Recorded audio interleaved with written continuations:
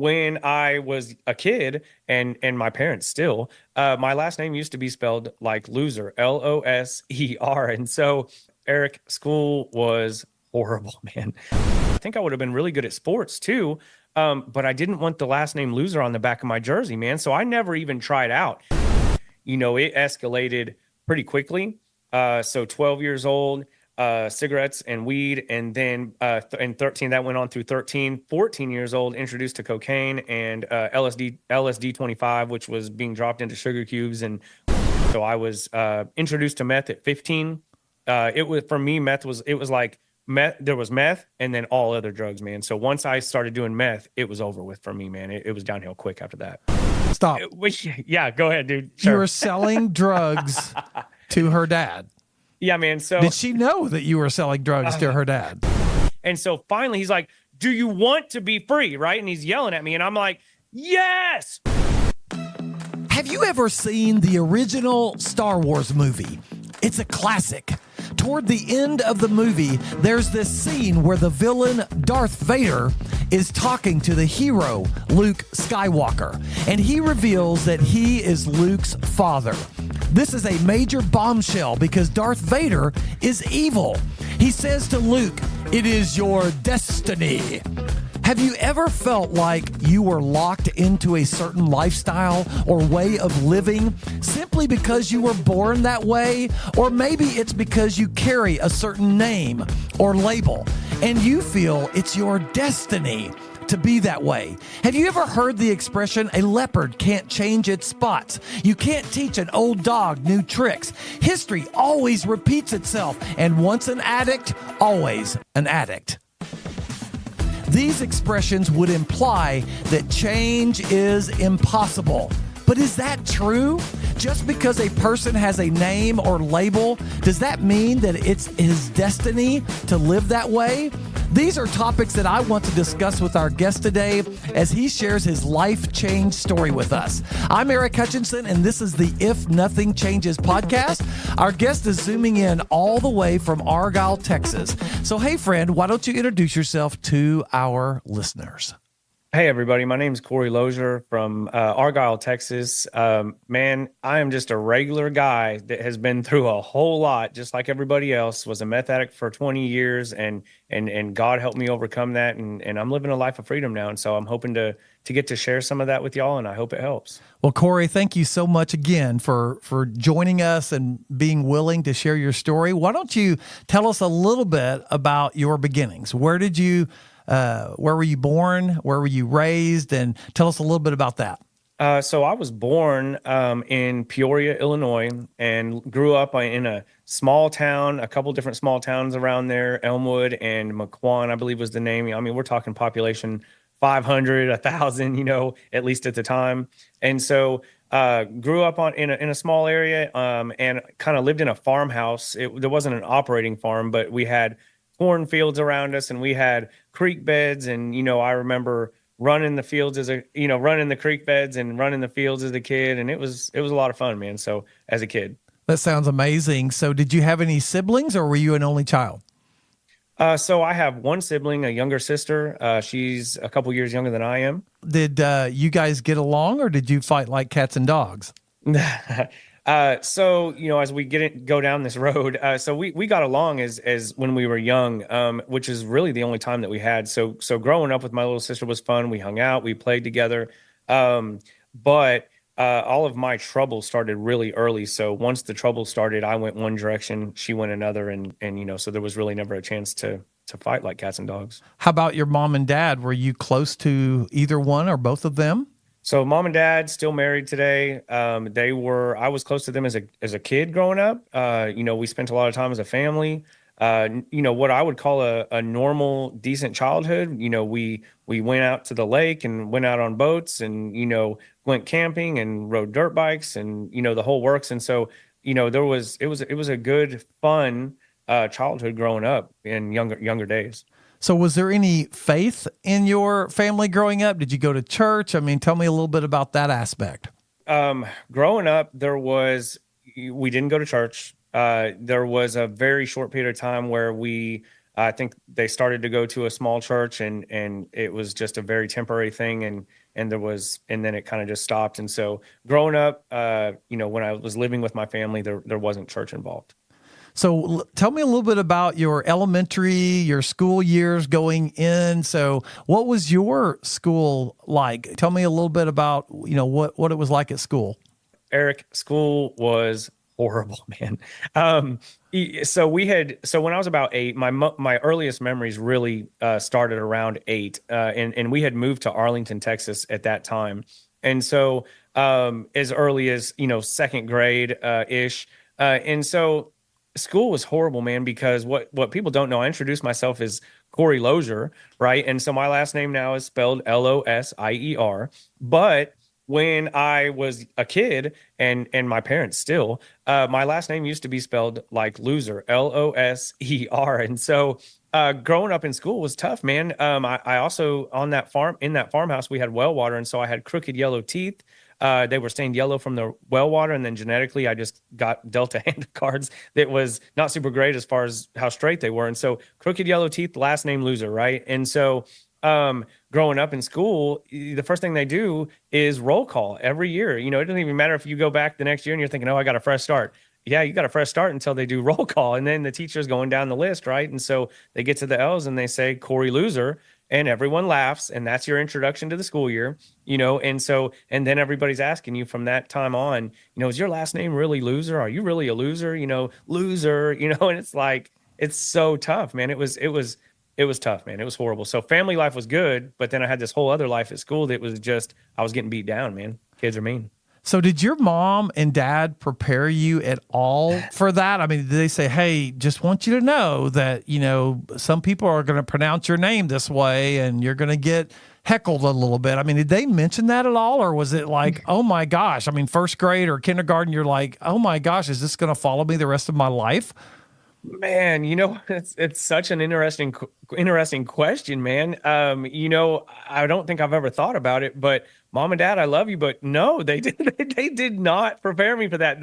It was just the norm, I guess, and I guess they probably just assumed that I figured it out, because we would have, back then there was home phone lines. And so, the phone would ring and, whoever answered it, we'd answer, and it'd be, is Mr. Loser there? We always knew if a salesman was calling because they didn't know how to pronounce the name right. Is Mr. Loser there? And all of our mail, driver's license, everything always said, Loser. And, my parents always, my dad says, and my grandfather says, and my grandmother says it's pronounced Lozier, right? But you can't tell the world that something that's spelled like loser is pronounced low. You could tell them, but they don't buy it, man.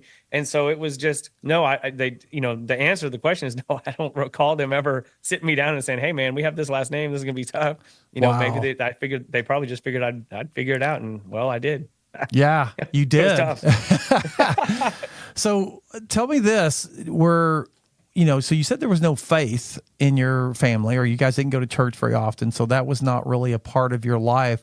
So what did you believe about God? Or did you even conceive that there was a God out there? I mean, tell me a little bit about what you thought about that, because you had to meet some people that went to church and that sort of thing. I mean, did you have any thought about God at all or not?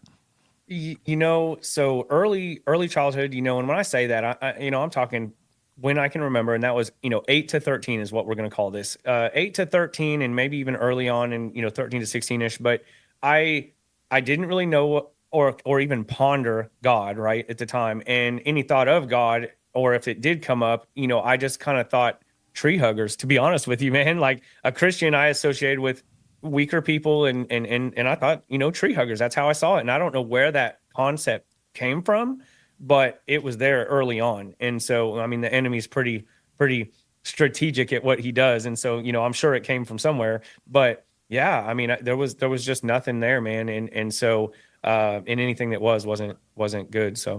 So did you notice any dysfunction? So, I'm in recovery myself, and we talk a lot about our dysfunctions and things that, in our family. Like, so looking back, and a lot of times as a kid, we don't recognize those things, but do you recognize any dysfunctions now? Was there any substance abuse or anything going on with your parents? I mean, anything that you noticed that might have impacted you?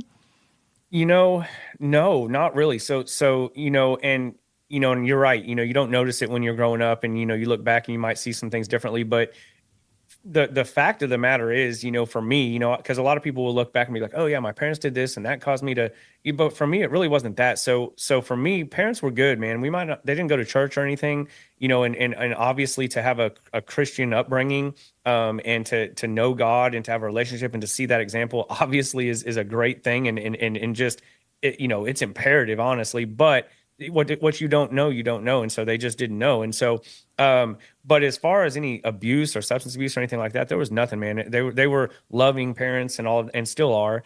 And so, but the way that I was, and I'm sure we'll get into that farther, but the way that I was, Eric, no parent could have contained the situation, man. There's just no way. I was out of control, man. So you say you're out of control. I mean, are you talking? So again, 8 to 13. Let's talk about kind of your memories here. Yep. So did you have some ADHD? Did you have some of those kind of things? Did you have anything that was going on, personality traits or anything like that, that was causing problems, causing you to act out, or was it anger from school? I mean, what was the problem? So early on, the 8 to 13, and I may have jumped ahead a little bit, so bear with me. But so early on, you know, so man, I don't think I've shared this. Will be the first podcast I've shared this on. But so even young, in between 8 and 13, even 8, 9, and 10, I can recall going with my friends around my parents' house that lived on the same street or in nearby, and we would go, and there were some vacant houses. We would there was a dog house in a backyard that was abandoned, and we caught it on fire, and the fire department had to come, and we were young, man. I mean, the fire got out of control, and there were some other times where we would just vandalize and do all these crazy things, and my parents just, there was punishment and everything, but there was just, they couldn't contain me, man. I just kept doing those things. And so, if I try to go back to, what caused me to do those things, I really don't know, man. But the only thing that was going on at that time that was a problem that I was struggling with was school. It was being made fun of every day, all day, and my confidence was super low. I was super insecure. I don't know if I started out that way, but that's definitely how I ended up in that time frame. And so, dude, I was miserable, and I was feeling, just despised and hopeless. And, as a kid, that was really tough. And so I don't know if my acting out came from that, or, but, definitely later on, dropping out of school and those kinds of things came from, for sure, that. So how about your friends? Did you have any friends? I mean, you said neighborhood guys that you hung out with, you guys kind of acted out and did things that, I mean, you obviously found some friends, right? Yeah. So it was easier, I found, and even in later on getting into the drug scene, but I found that I didn't have too much of an issue making friends outside of school, because I wasn't getting made fun of. My last name didn't come up. All I had to skate through was my teeth. And a lot of times I could get by with that. People would befriend me outside of school, but at school, no one wanted to, because I was getting made fun of. And when everyone sees you getting made fun of, they don't want to be your friend either, because they don't want to be associated with the person getting made fun of. Right. And so outside of school, people hanging out on my street, other neighborhood kids, I was able to find some friends. Of course, they obviously weren't the best of friends, but yeah, I had a small group, a handful of people that I would hang out with and stuff. So at school, did it get physical at all? Were there physical bullying, Yes. or was it mostly emotional? I mean, tell me a little bit about that. Yeah, so I mean, I wouldn't, not in the what people normally think of when they think of physical bullying. It wasn't the scenario where some bullies hitting me or shoving me or whatever. It was like, I'm fighting you, like I was fighting. So fifth or sixth grade was the first time that the physical stuff started. I had really had enough, and I remember the first time I got in a fight. Somebody was making fun of me for my last name. I still know who it was. I'm not going to blast him out, but I know who he was. So he was making fun of me, and I finally got so mad, and I just said, however, I said, okay, let's do something about it, And so basically, he was one of the more popular kids in school, and so the word got around immediately, dude, like that we planned on fighting after school. And so, but all day long, people were coming up to me, are you really going to fight? Blah, blah, blah. Right. And so all day long it built. And to be honest with you, I'd never been in a fight up to that point. And so I remember thinking to myself, what have I gotten myself into? I remember thinking, I wish this would kind of go away. Right. But I mean, I wasn't gonna, at this point, I was committed, man. And so, and I remember, and deep down, I thought to myself, if I can win, if I can beat this guy, maybe all this is going to stop, right? I'll show him, right? And so after school, I started to walk out of school, bell rings, and all the crowds are just gathering, dude. I mean, it's immediate. And so we're walking out. I start walking out the door and I start walking out to the field. I mean, it was like the whole school was there, man. They followed us out to the field and they immediately made a circle. Naturally people make this circle around the two people that are going to fight. So it was like a boxing ring, man. And so we started circling, and I mean, there was punching, kicking, rolling around on the ground. And, I mean, we were in sixth grade, dude. So, I mean, it was, we were young, but I mean, it was still a fight, dude. I mean, I was getting hit, he was getting hit, but I basically got the best of him that day. And so, everyone saw it, all of his friends saw it. And I thought for sure, I mean, they were even making fun of him a little bit. Right. And I thought for sure, Eric, that the next day from then on, it was going to be cool, man. But it wasn't, man. All it really did was it. Now anyone who didn't know me now knew me even more. Right now, everybody knew me, and I'm still Cory Loser, right? And it was like, what? And so, but what that did do is it started a chain reaction, and I started getting in fights, a lot from then on. For the remainder of the time that I was in school, I was in fights all the time, man. All the time. Wow. That's like a scene out of a movie. I mean, I can't believe the teachers. I mean, how did, I just got to know, how did the fight end? Did someone come in and break it up? I mean, did he just say, well, I've had enough, man, or what happened? He had enough, man. And you get, keep in mind, nowadays, I mean, this was before even truancy, and this was before, like, there was no police at the school or anything, like now every school has police, we walked out far enough out in the field and, no, it was done. And my dad was already parked on the road to pick me up. It ended, and I got in the car with my dad and left. It was, so it was just a different time frame back then. So it sounded to me like you kind of had to put on this armor every time you went to school and get prepared for, all of the insults and bullying and all of that stuff. So what did you believe about yourself? So you had to put on a little bit of a tough front, and you probably came up with little snappy replies and things that you had to do. But what did Cory believe about himself? What was going on inside? Eric, that's a great question, man. So there was a real struggle inside, deep inside of me, that I know that was happening at that time. And it was a struggle of, am I good enough? Who am I? Am I good at all? At anything? Do I have anything to offer? Like, it was like I was being tugged back and forth between, on one hand, I felt like I was really physically strong. I was athletic. I could run fast. I could, jump. I remember running through the creek beds. Like I said, I mean, I was just physically, capable of pretty much whatever. And I think I would have been really good at sports too.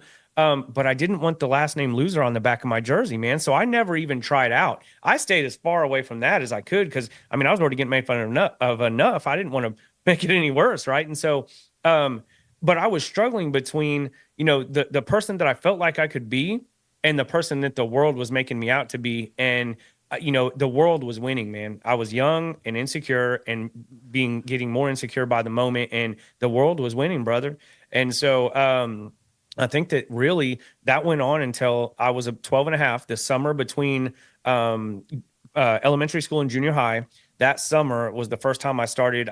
From what I believe is I ran from that. The only way I knew how, I was introduced to cigarettes and marijuana, man. And so I started smoking weed and cigarettes that summer, and with somebody who I had met outside of school. And so, the drug scene kind of started right then. And it, in the drug scene, I felt different, dude. I felt like nobody cared about my last name anymore. No one was asking that. Nobody cared. And it was just about getting high and having fun. And, and so I was very drawn to that lifestyle and that scene very quickly, because it was the best thing going for me. It was totally different than going to school and being made fun of all the time, man. So it was like an escape for me. Wow. Well, it sounds like you got started at 12 then. Is that the first time? Yes. So first time, 12 years old. And, it escalated pretty quickly. So 12 years old, cigarettes and weed. And then in 13, that went on through 13, 14 years old, introduced to cocaine and LSD 25, which was being dropped into sugar cubes. And we started getting that and some, sheets of acid and just craziness, man, at 14. And so, and the crazy part is, Eric, back then I remember it being like the norm. It was almost easier to get than the weed. And so, it was just by that time, all of the friends that I had made around me were all drug addicts. You know, we were all going down this road of drugs. And so it became the norm really quick, man. It was a daily thing. I mean, we were, you know, I'm amazed to even say this, like looking back, but we were doing acid every day. Like it was crazy. How did you At pass your 14. classes? So yeah, that's a great question, man. So I did pass through junior high barely. So school I didn't have a problem with, man. As I never took homework home. Like I would have my stuff done in class at school before I ever even left, man. So I did really well as far as managing to get by. My grades obviously diminished and they went down. There was some failing grades, but enough passing to get through junior high. But I started skipping school, man, the last year of junior high. And so by the time and meth started at 15. But so junior high, I completed. High school, I got enrolled in, but I did not go to most of the first 30 days and then dropped out of high school. So I didn't even go to high school at all because by that time, the drug scene had already taken over, man. And so I was introduced to meth at 15.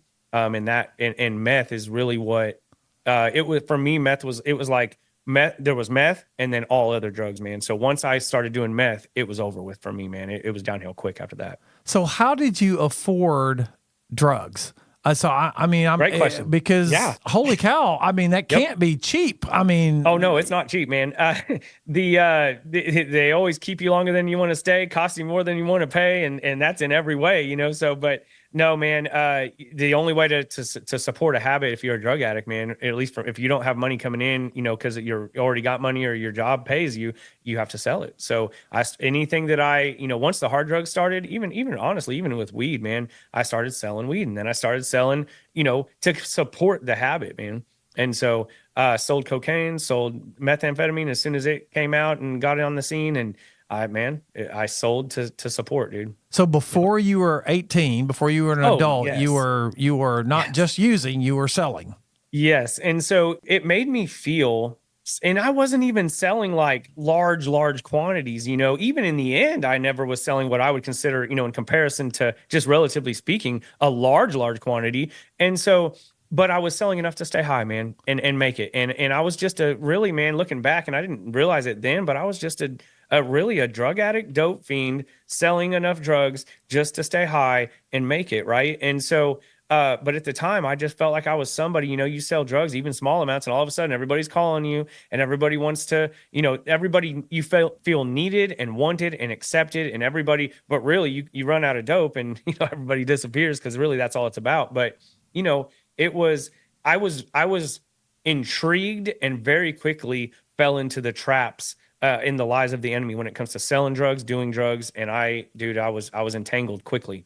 So you dropped out of high school. Was that sophomore, junior year? When did you drop No, out? the first so junior high for me in the area that I was in was seventh, eighth, and ninth grade. So those are the grades that I completed. High school for me would have started in 10th grade. So I started 10th grade, did not complete it, and didn't go to and then dropped out completely. So What did your parents? I mean, you're still underage. I mean, Yes. did you were you living at the house? Did they just say, "Okay, you're dropping out"? I mean, there had to be conflict, right? there was conflict, man. So the conflict started, so 13 and 14, I think my parents were still writing it. They knew I was smoking cigarettes. They knew I was smoking weed. I think you had to be 17 and had just turned 16. And, so my mom had to sign off on it, but I basically told my mom, I'm not going to school. Like, I'm not going, so why don't, and I basically made a deal with her and told her, you sign me out and I'll go get a GED. And so I did do that. So she signed me out. And basically it wouldn't have been worth the fight and it would have ended in the same result anyway. And I basically, at that time, I just told her that's what I was going to be. I'm not staying, you can't make me stay. What's she going to do? I mean, she can't, I just run, And so, she signed me out. I went and got my GED immediately. That was the one smart thing I did. One of the last smart things I did for a long time. But I did get a GED and then that was it, man. I did nothing, except mess up after that. So did you get a legitimate job after your GED or right? I mean, did you say, I gotta do something to, show that I'm, legit, and then I'm going to do drugs on the side. I mean, tell me a little bit as you're now dropped out of school and you're living. I mean, did you get a real job or did you just continue down the drug path? Man, Eric, golly, man, it's crazy for me, when I start to talk about this stuff with people because some of it I haven't thought about in a long time, and I'm in shock, about some of it myself, and so it's just, you know, and I'm gonna disclaimer here also real quick. 20 years doing meth, staying up 5 days at a time, down one, up seven, sleep one, dude, the 20 years were a blur. So as I go through this and I try to tell you time frames and things like that, I'm doing my best, but dude, I was high for 20 years, man. So I'll do my best here. So if any of it, I'm trying to line it up here, but um so I would have little odd jobs, waiting tables, things like that at that time. But dude, to be honest with you, the only reason I would get a job in the first place at that time was to make sure I had enough money to re-up. If I had ran out of money or ran out of drugs, I would get enough money together to buy enough, just enough to start selling again and go through and, continue the cycle. Stay high, have just enough drugs to pay for some gas and some food and somewhere to stay with some friend because I'm giving them dope or whatever. And, it was just enough to stay afloat until something went wrong. And then I had to go get another job for a couple weeks, and so, and any job that I did want to keep, I couldn't keep for very long, man, because I can't, my attendance was poor. I couldn't make it to work because I'm, strung out. Um, I was trying though, Eric. I will say at that point, I was still trying. I still hadn't gotten a grasp or wrap my mind around or accepted the fact that, hey, I'm actually becoming an addict. This is a problem. This is out of control. My life is not manageable. I didn't know that yet. Um, and so, fast forward a couple years to 18, I had been doing meth for a few years at this time. This is the time frame, and that time frame was one of the last time frames where I was still in a good enough headspace and not strung out that I couldn't do something legitimate. And so at 18, I met this girl when I was 17, going into 18. And dude, I fell in love with her. And we quickly, I had been selling drugs to her dad. She came and visited, and we hit it off really quickly, right? And so, Stop. yeah, go ahead, dude. You Sure. were selling drugs to her dad. Yeah, man. So Did she know that you were selling drugs to her dad? the drug world is so crazy, Eric. I have to say, man, if you do drugs, it's everyone accepts everyone, who does drugs. And so sometimes it's the whole family, sometimes it's, and so, her dad was, and I really want to hype him up, honestly. Yes, he was a drug addict, but at the time, especially, my dad was completely against me, right? And so I had no dad father figure. I was, banned from the house, kicked out on a phenon and running away. Both was a combination. And dude, because of my actions and my decisions, I had no father figure, right? And so he was my dad's age, and he was, I started off selling him weed, and then the next thing you know, I'm selling him meth. And so he had a job. He was working at an airport, and he was, he was the kind of guy who, at the time I thought to myself, oh, this is what I need to do. I need to be a successful alcoholic or a successful drug addict, right? I need to, as long as I'm going to work and paying my bills and I have a place to live and I have food in the refrigerator and I'm being responsible that way, it's okay, right? And so this is one of the guys that I looked up to and thought to myself, this is who I want to be like, because yeah, drugs are fine.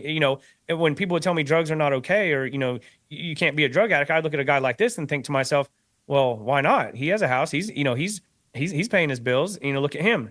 And so, but he was buying from me. And so I was selling to him. I met him first through some friends of mine. And then his daughter came from Oklahoma and to stay with him for a couple weeks. And so when she came, it was really quick. She smoked weed at the time, and it was really quick, man. It didn't take long for us to go down the wrong road, but we fell in love. And young love, but we fell in love, man. We got engaged real quick. I moved in over there. And I realized, I had just turned 18, and I realized, what, I in my heart, man, I wanted to do the right thing. And I think a lot of drug addicts, most of them, we all want to do the right thing, man. Any of us who are struggling in any area of any sin whatsoever, whether it's an addiction or not, we all want to do the right thing, man. I think our hearts are in the right place. We're humans, and we mess up, and we live in a fallen world. But my heart was in the right place. And I remember I wanted to clean up, man. So I told her, her uncle worked at an airline, and at the DFW airport, and put in a good word for me. And so to get an interview, that's all I got out of it, was an interview. And so I cleaned up, dude. I cleaned up on my own at that time. And I went to this interview, and over a 6-week period, I ended up landing a job with a prominent airline. And so it was a bad to the bone job. I was making good money, best I ever had. And especially at that time, my benefits were good. I could fly anywhere in the world for free, unlimited amount of times. 18 years old, man, it could have went somewhere. I could be retired by now from that. Right. And so with benefits. And so it was great. We got our first apartment. Her and I moved out into an apartment. And it was for the first time something was in my name. First time ever in my life. I still had a driver's license. I still had, I was doing things. I started off again on this right path, trying to do things the right way. And I knew what I wanted to do. And it was in my heart to do the right thing. But the meth started up again. And as soon as the meth started up again, within 6 months, I lost the job. I stole a bunch of money from that. I went to the credit union for that airline where I was signed up, and they treated you like kings there. So you walk in and ask for money, and they give it to you. And so I walked in, asked for like $4,000, and they gave it to me. And I was already fired. I went straight from the airline straight to the credit union after getting fired and borrowed $4,000 and went home and told, my fiance at the time. I said, look, I got bad news and good news. Bad news is I just got fired, but the good news is I've got $4,000. Let's party, basically. And so that's what we did, man. So very quickly, and at that time I met some other people, got a new dealer and met another crowd of people that it was way worse, man. Some of the worst people that I had dealt with. The drugs were stronger. It was the meth was different. It was kind of a different ball game. And so we got strung out really quick. A few months went by, and that was the first time I started to lose weight, and for the effects of the meth to physically be evident to people around me. So at that point, my parents and family and everybody started to realize, hey, there's some real problems going on here, something wrong. She went back to visit her parents for Christmas, and wanted me to come with her, and I wouldn't because I looked so bad, dude. I looked like walking death, and I knew they were going to know, and I knew that it wasn't even worth going, and so I wouldn't. Well, she called me. She called me crying and said she cheated on me, and my heart got broken. And from that point on, dude, I didn't care, man. I still lived, moved back in with her dad. She stayed in Oklahoma. And dude, I just didn't care. And so from that point on, I kind of made a decision in my heart, I guess. I'm just going to go all in. I'm going to, do as many drugs as I can. And I don't care. And I'm going to try to, I don't know what my plan was, man, but I became from that point on, it was very steep downhill slope, man, and became full on meth addict from that point on. So now you're calling yourself a meth addict. Would you have classified yourself at that time, or would you say, yeah, I could quit anytime I want? Was there denial in that, or would you say, no, I'm a meth addict and I'm okay with that? Yeah, no, I was really never okay with being a meth addict. I think what happened was, at that time, I think that's when the addiction took over. There was a guy that I was actually getting dope from at the time, man, and he said, he told me something early on around that time frame. He said, listen, man, he pulled me aside one day, and he was real serious. And he said, listen, man, you don't know what you're getting into, but by the time you figure it out, it'll be too late. And yeah, I didn't know what he meant by that, man. But, as he's handing me a bag of dope. Right. And so, I didn't know what he meant, but, obviously 20 years later, I really, long before that actually, but I know now what he meant. And so by the time I realized I was a meth addict, it was too late, man. Yeah. So let me stop you real quick and let me ask. So, how did you not get caught? I mean, or did you get caught? Did you have any run-ins with the law? I mean, it sounds like you were pretty flagrant with your addiction and that it was out there. I mean, did you not get any slaps on the wrist or any? I mean, did you get caught at all? My run-ins with the law most of the time were getting pulled over and going to jail for traffic tickets turned into warrants. I got some drug paraphernalia a couple times. There was a possession of marijuana once in this 20-year stretch of doing meth. And so I just took extra precautions, and I was super paranoid, dude. Like if I even felt like I was getting followed or like somebody was trying to set me up, dude, I'd cancel the sale. I'd call them and change the place we were meeting 6 times, when I was already a block away. I do all these crazy things. And then when I would get pulled over, if I was riding with somebody else, man, I would run on foot and I'd go straight to the sewer tunnels.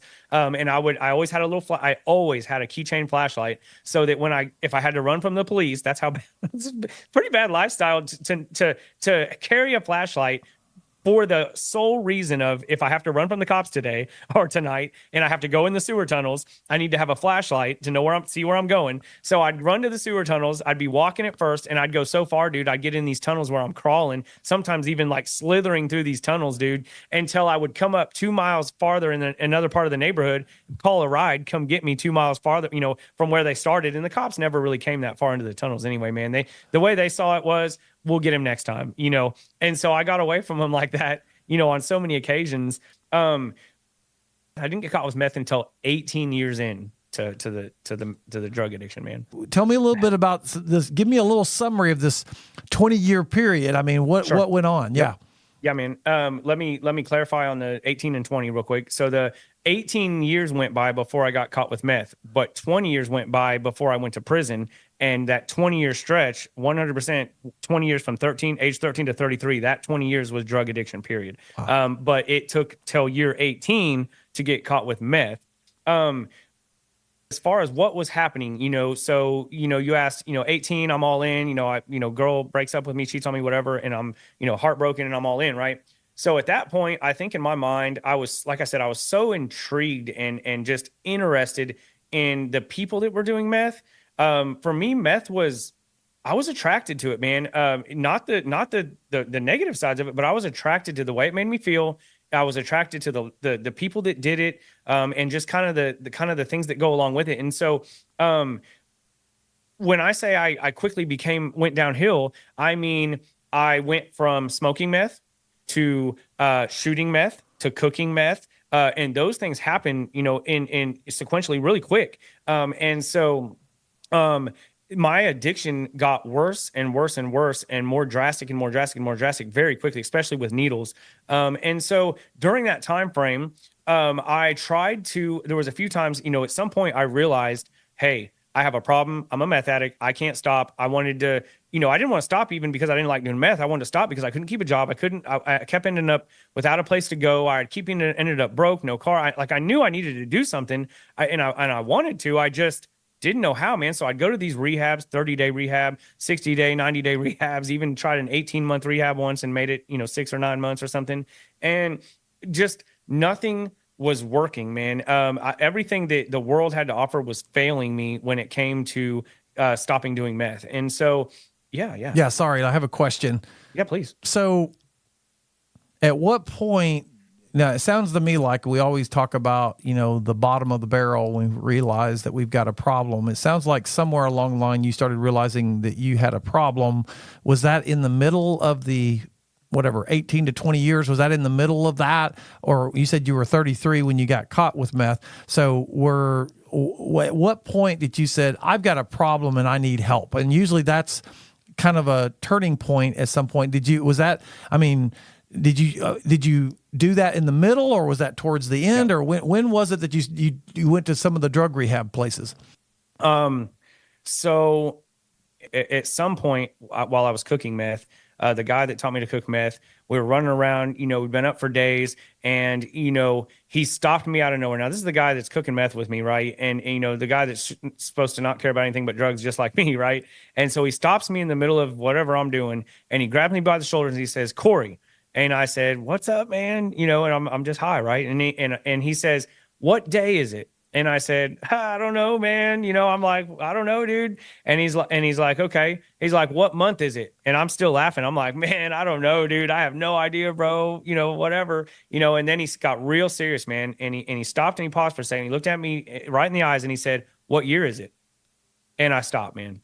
And I said, I was trying, dude. I remember just fumbling in my mind trying to figure out what year it was, and I could not tell him what year it was, brother. And so when I say that to make a couple points here, one point is that's how bad I was, bro. Like, it was bad. Number two is, when it comes to the time frames of things, dude, it's hard, man. It's hard for me to know exactly time frames because, dude, that's how bad off I was, man. But here's my attempt. I'm going to say around halfway mark, around 10 years, somewhere between 8, 9, 10 years, something like that. It was so bad, dude. I'd already been cooking dope. I'd already been using needles for some time. I'd already tried some rehabs. I don't know when. I just know I'd already been to some rehabs. But around the 10-year mark, which would have put me, somewhere around mid-20s, right? it was so bad, dude. I was homeless. I had been walking the streets. It was pouring down rain. I weighed 135 pounds. Um, and people say 135 pounds soaking wet. Well, I was literally 135 pounds soaking wet because it was pouring down rain. I had nowhere to go, no money, hopeless, not allowed to be at my parents' house or any of my family's house. Everybody gave up. Everybody disowned. Didn't even have friends to help me at the time. Right? I mean, it was bad, dude. It was a really a tough time. I was living in. I would sleep under bleachers at schools. I would sneak in my mom's backyard. They had a boat back there that was covered. If it was raining or cold, I'd sleep in the boat, dude, and then leave the next morning. It was bad. During a time frame like that, I felt hopeless. I didn't know what to do, man. I tried all the rehabs. I tried everything. And so in my heart, I thought, you know what?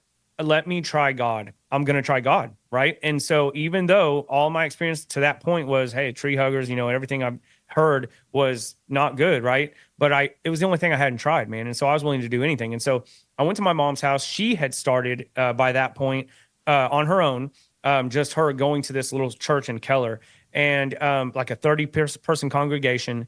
And she had been going to that church for just a short period of time, and they were already praying for me.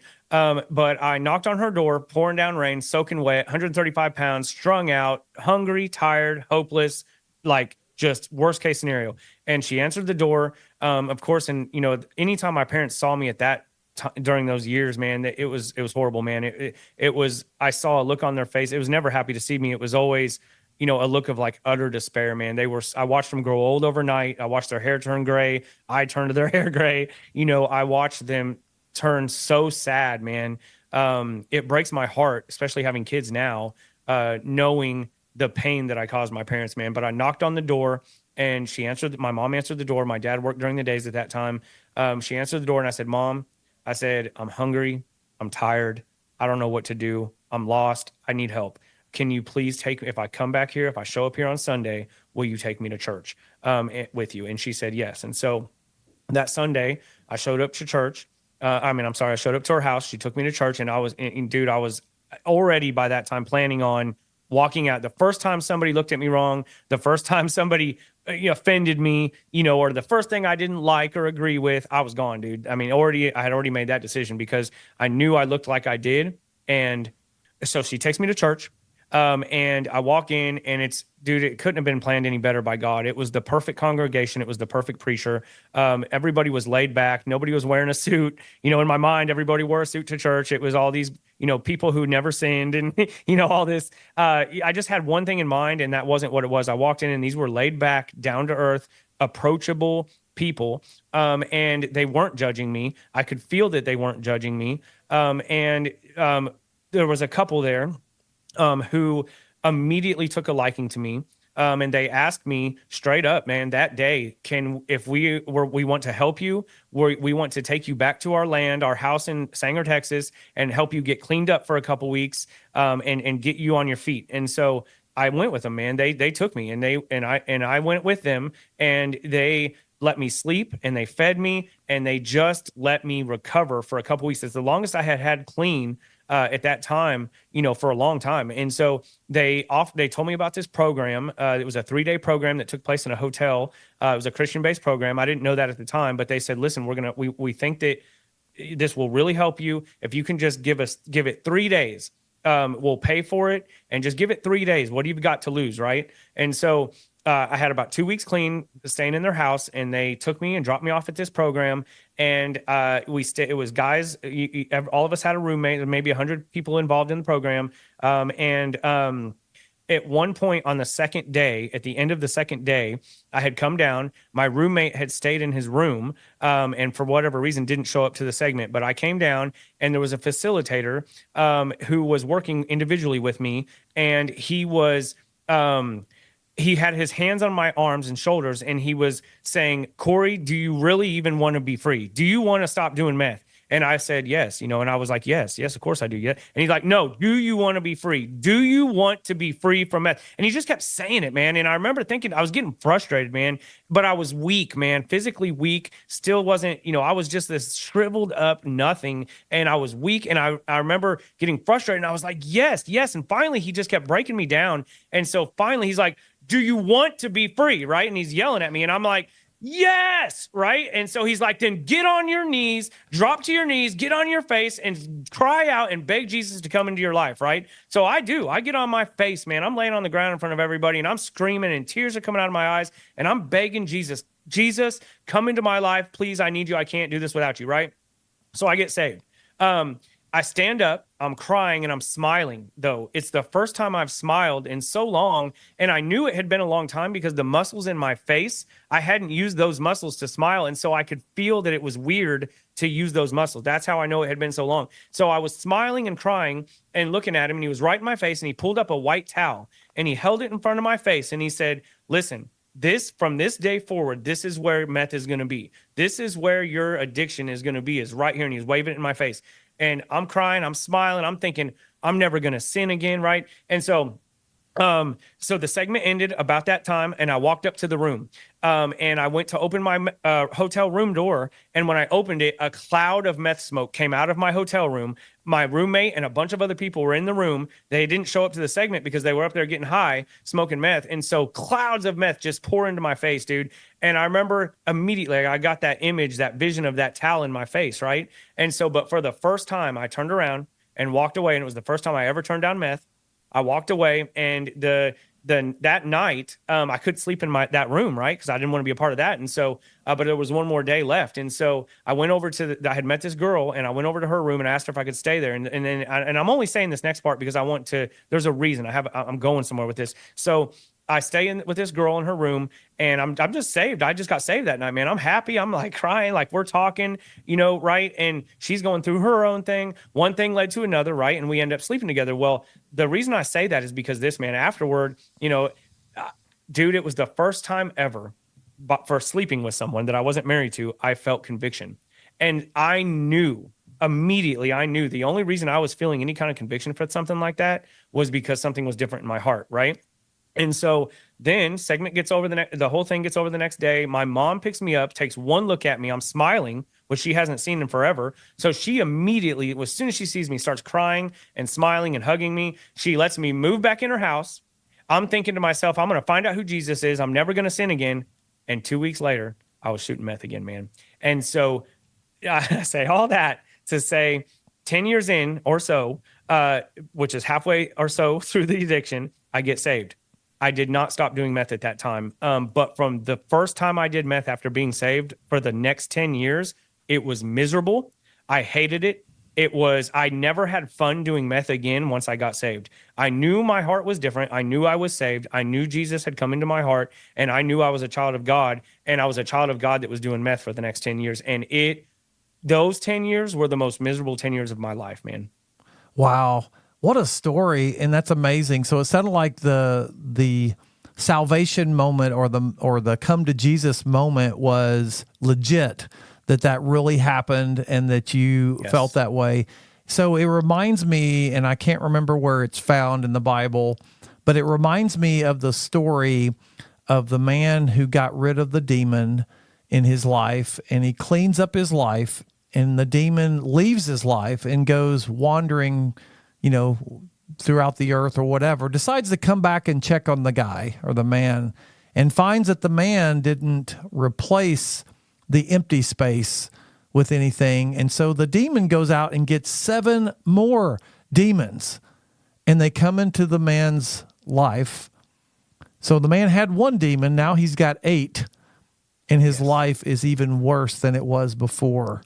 And so it just reminds me of that. You're telling me that story. It sounds to me like you had this moment, but you didn't replace it. You didn't replace the emptiness with anything and kind of went back. Would that be an accurate description? Man, Eric, I don't think you could have said it any better. And yes, 100%. You clean your house, which is yourself, man, and you get that gone. You get all those demons gone, and when they come back and check on you, like you said, they bring 7 demons stronger than themselves and come back in with you. And it's almost as if, the enemy that we have, right? There's an enemy. And if you don't think there's an enemy, try to stop whatever it is that you said you were going to stop doing, right? If you don't think there's an enemy, stop sinning completely. Go ahead, because it can't be done. There's an enemy. Now so when he brings those 7 demons back stronger than he is, it's almost like they're saying, okay, I wasn't strong enough. here's 7 stronger ones. Let's see you get out of this, right? And it was worse. It was worse, Eric. The next 10 years were even worse. So if God can help me, he can help anyone. And so don't believe the lie that you're too far in, you're too far gone, or it's been too long. 20 years. I was in it for 20 years, and you're not too far gone. Nobody's too far gone, because if God can help me, he can help anybody. Cory, thanks so much for sharing the first part of your story with us. Join us next time when Cory will talk about how far he fell from God and what Jesus did to change his life. Cory is the author of a book entitled Born a Loser. You can purchase this book on Amazon by searching Born a Loser by Cory Lozier. Hey, if you are listening today and maybe you feel like being a loser is your destiny, maybe you feel that you have been dealt a bad hand and there is nothing you can do about it. That's a lie from the enemy, and Jesus is waiting to change your life. However, if nothing changes, nothing changes. See you next time.